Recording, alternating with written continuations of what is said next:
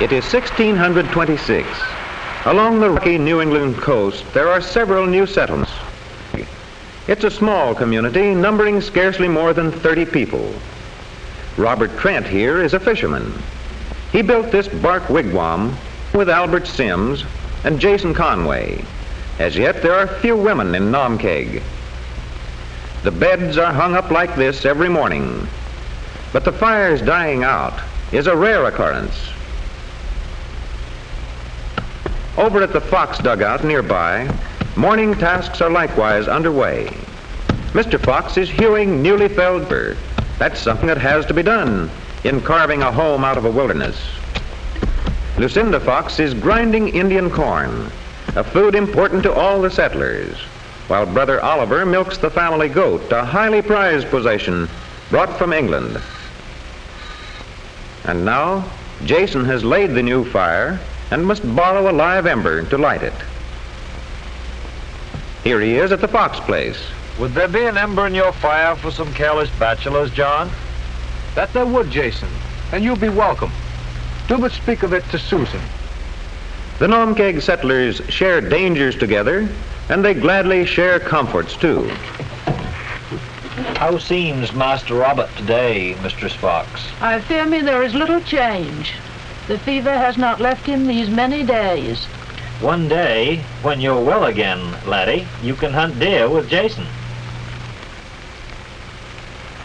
The fireplace doesn't always give adequate heat, especially when there is sickness in the house, sickness that may be very serious. Today, as always, there's a full schedule of work ahead for the bachelors and the entire community. It's time for Mr. Fox and Oliver to set out for the fields. Their clearing is just over beyond this ridge of rocks. There's a good view of the ocean from the ridge. And Mr. Fox and Oliver are glad to see their neighbors hauling in a plentiful catch of fish.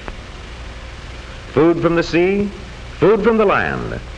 The settlement will need both when winter comes. The first corn crop is coming along well, thanks partly to the Indians who abandoned some cleared land in these parts even before the settlers came. The sight of ripening corn makes John Fox feel confident. It makes him eager to clear the ground for larger plantings.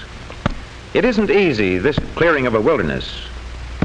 It isn't easy removing the stones from the rocky New England soil, but it makes a difference when you're building something new.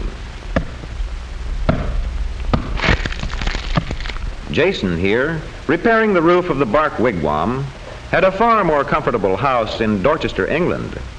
But this is a new home in a new land. It makes a difference.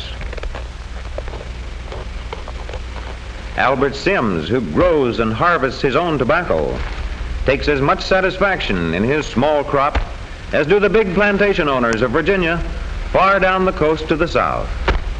Thus, in the field and in the home, the Nomkeg settlers carry on day in and day out. The scant food supply must be carefully doled out, and with tallow scarce, pitch pine splints are fashioned by hand for candles. Even when the long day's work is done, there may be heavy burdens to bear, but there is faith and gratitude. Our Father, it hath pleased thee to set us upon this alien shore, where thy bountiful providence hath granted us shelter and our daily bread. For all thy many blessings, our hearts are humbly grateful. We beseech thee, if it be thy will, that in thy great mercy thou wilt spare this, our little son. This is the Nomkeg of 1626, close by the New England coast, where the waves surge against the shore. 3 years pass. It is 1629. Nomkeg is now called Salem. A number of craftsmen from England have joined the growing settlement. These sawyers are cutting the timber of the New England forests into strong, straight boards for houses. Others are making shingles for some of the better homes. Shingles split from logs by hand and shaped by skillful artisans.